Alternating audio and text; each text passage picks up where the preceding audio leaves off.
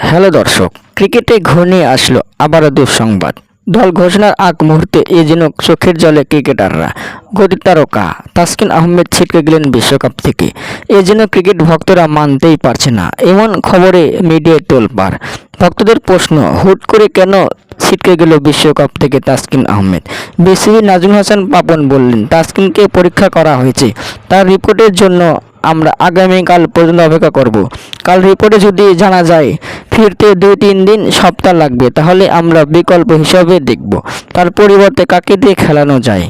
মাংসপেশির চোটে ছিটকে গেলেন তাসকিন আহমেদ।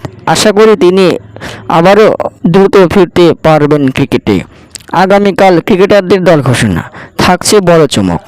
বিশ্বকাপে সহ অধিনায়ক হতে যাচ্ছে মাহমুদুল্লাহ রিয়াদ। আজ বিকালে প্রায় 1 ঘন্টা মিটিং করেন পাপন রিয়াদ। নাজমুল হাসান পাপন বলেন, পুরো সিরিজে সবচেয়ে ভালো লেগেছে রিয়াদের ব্যাটিং লাইন। দর্শক, আসলেই কি চোটের কারণে ছিটকে গেলেন তাসকিন আহমেদ, নাকি অন্য কিছু? তার আর আপনারা বিশ্বকাপে ক্যাপ্টেন হিসেবে কাকে দেখতে চান? কমেন্টে বক্সে জানিয়ে দিন।